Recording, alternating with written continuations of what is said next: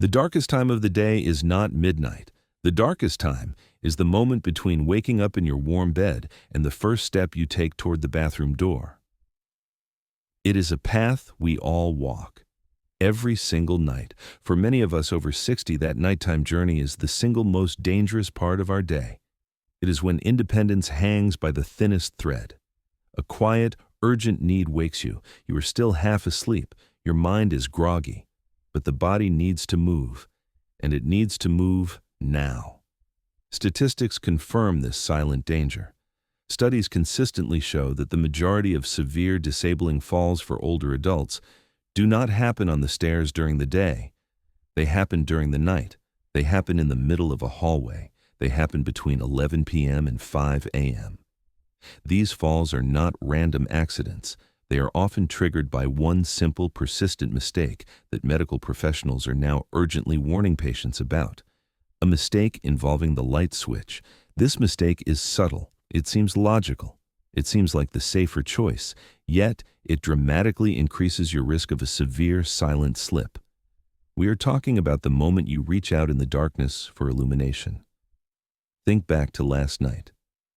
You woke up feeling that familiar urgency. You swung your legs carefully over the side of the mattress. Your feet searched for the slippers.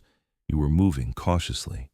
But your immediate instinct, your training, kicks in. I must see to be safe. And what is the first source of light you reach for?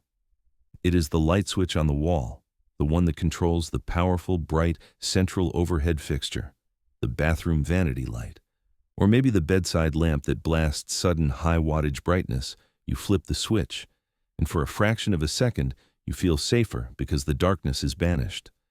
But this is the exact moment the danger spikes. This is the mistake. That sudden flood of intense light is not protecting you.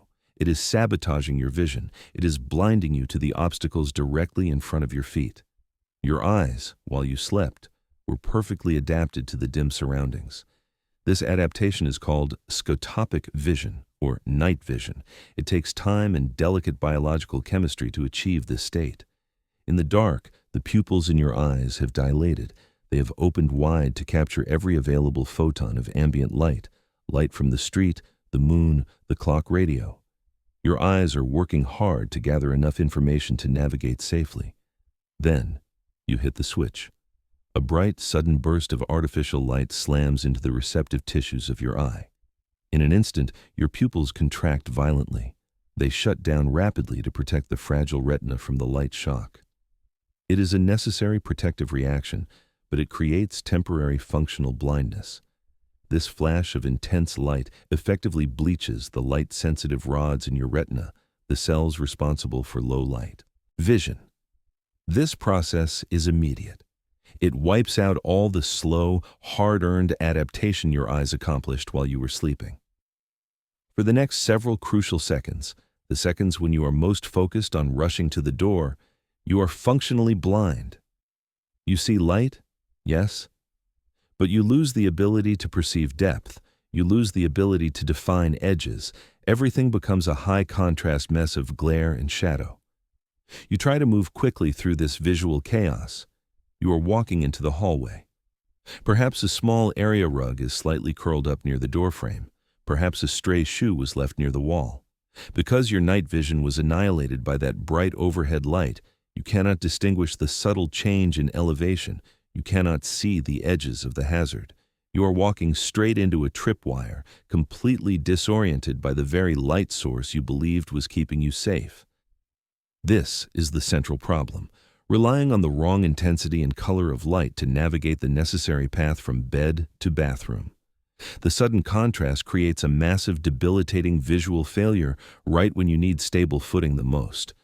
Doctors and eye specialists now universally recommend avoiding this sudden, bright exposure during nocturnal trips.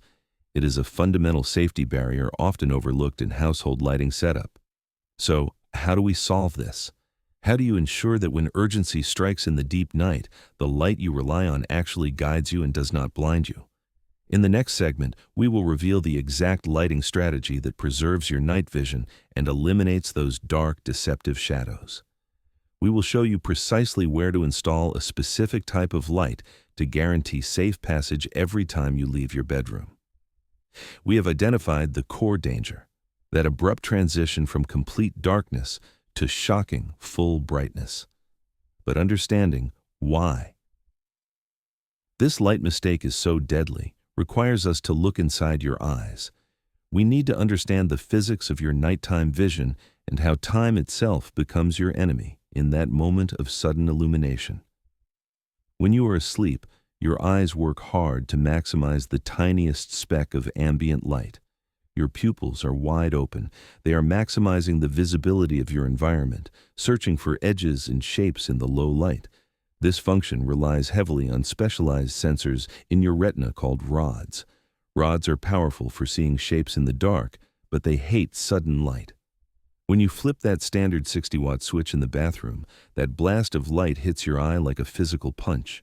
It forces your pupils to slam shut instantly. This immediate painful reaction is what causes the temporary blindness, the disabling glare.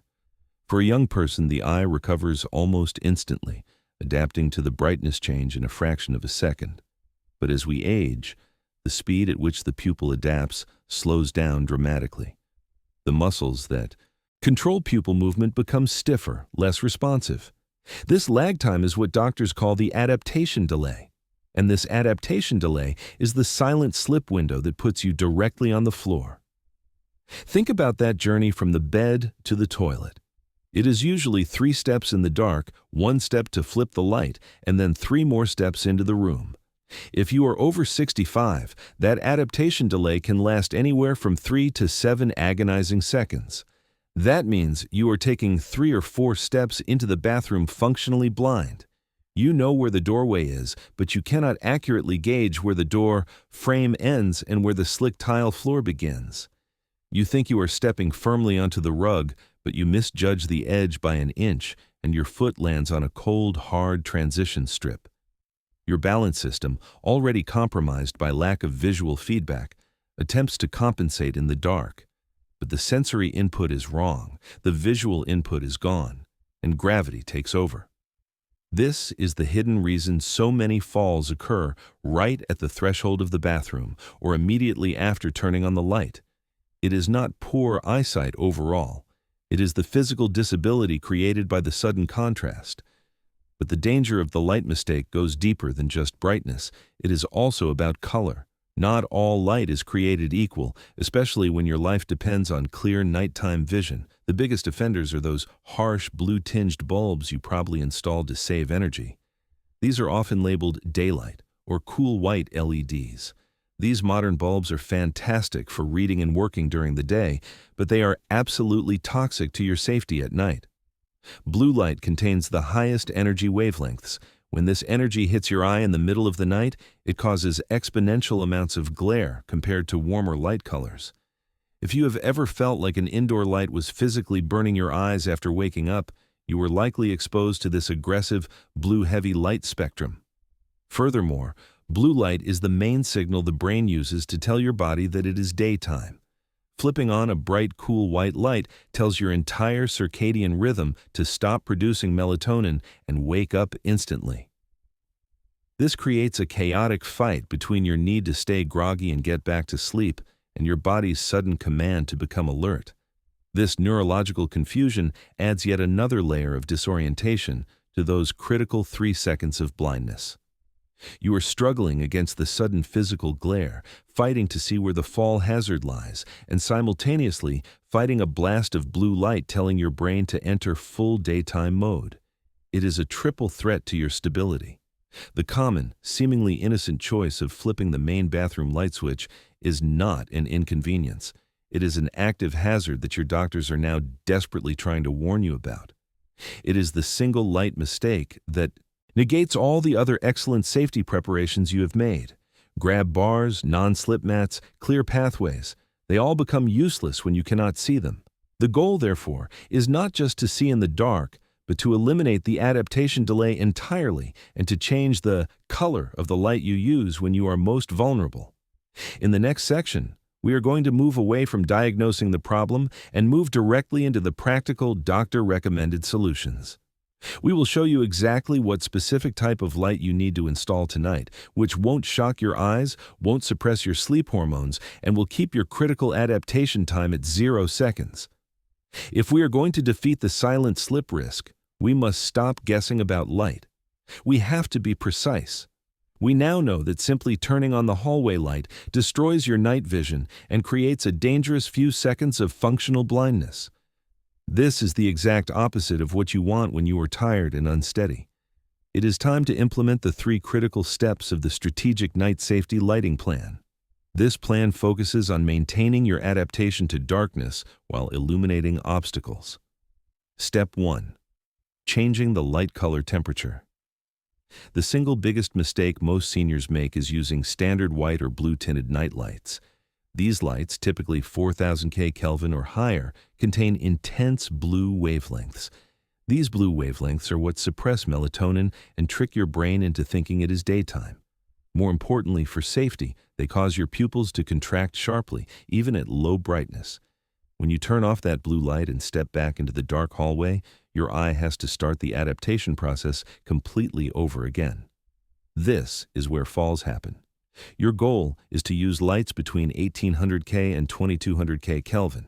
In practical terms, this means warm amber, deep orange, or even red light bulbs. These colors are far less disruptive to your pupils and your sleep cycle.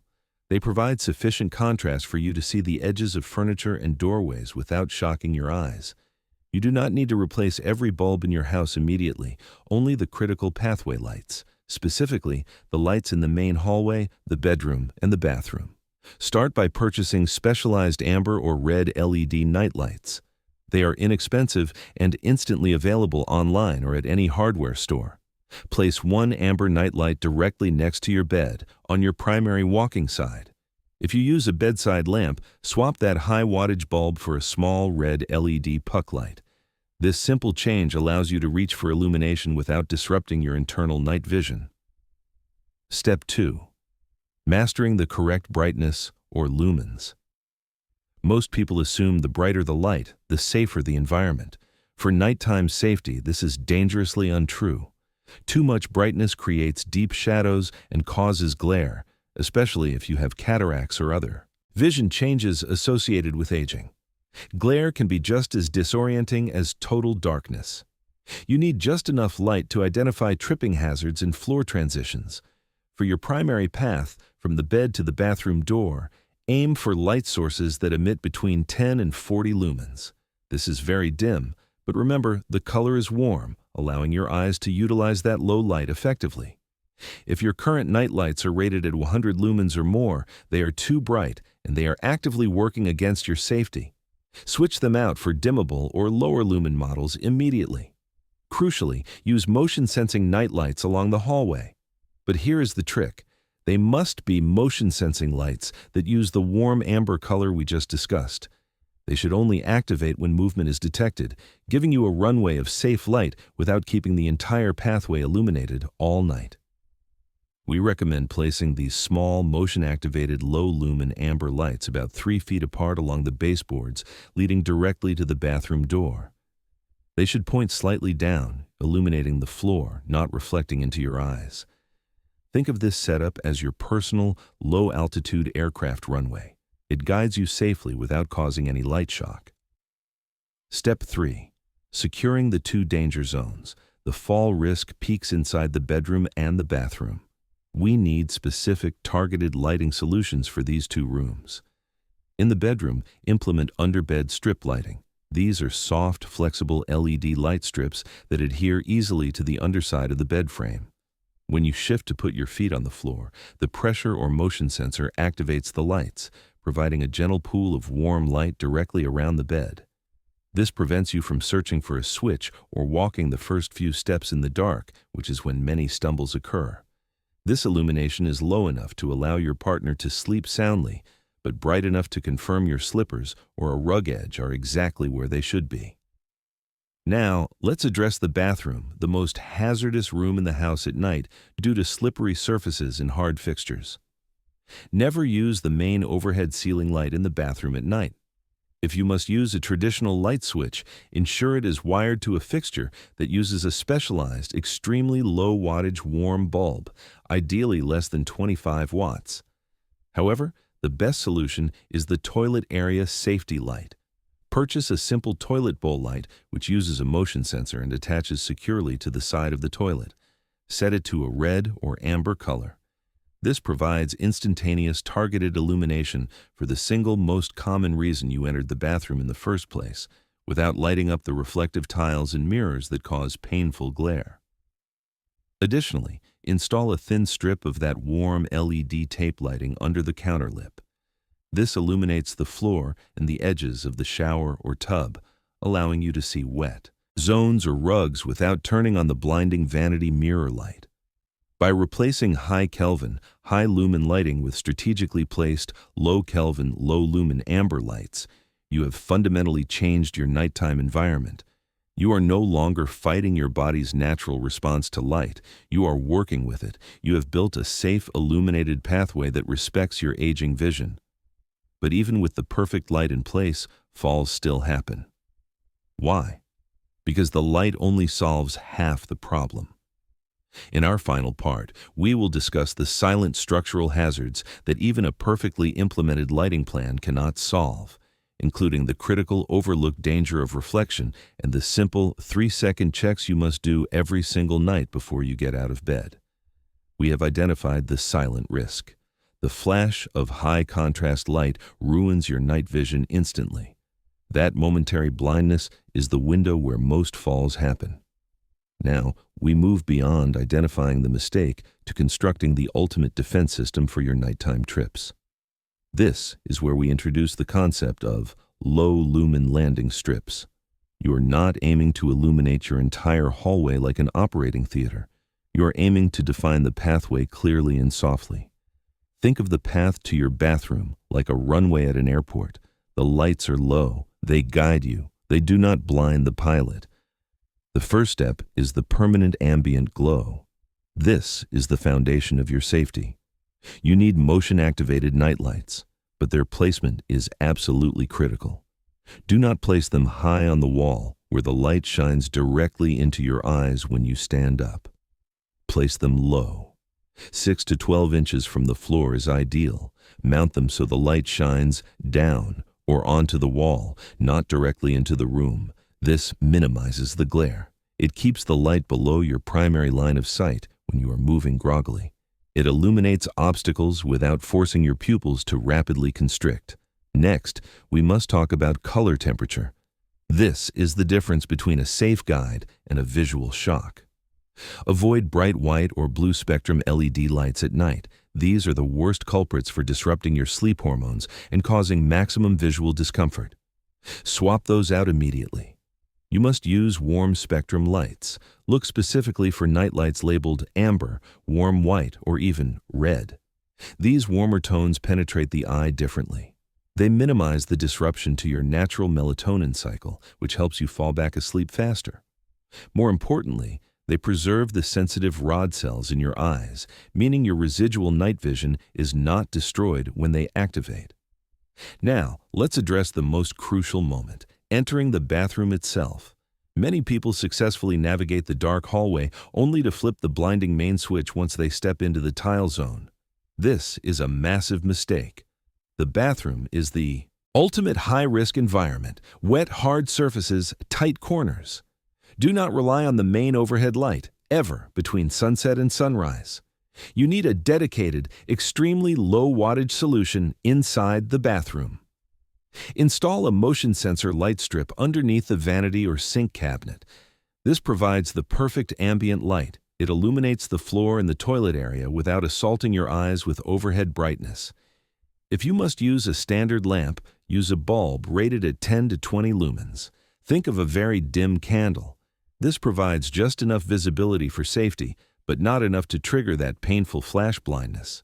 Your safety pathway must be continuous. If you have steps or unexpected level changes on the way, each one must be marked with its own low-lumen guide light. If you use a walker or a cane, the light placement becomes even more vital. The shadow cast by your mobility aid should not obscure the pathway markers. Test the lighting system while moving with your mobility aid to ensure the path is clear. We also have to discuss the power of automation. The core goal of this safety upgrade is to remove the need for decision-making in the middle of the night. You should never have to search for a switch. Verify that every single light you install, from the bedside exit point to the bathroom door, is motion-activated or on a timer set to the lowest effective setting.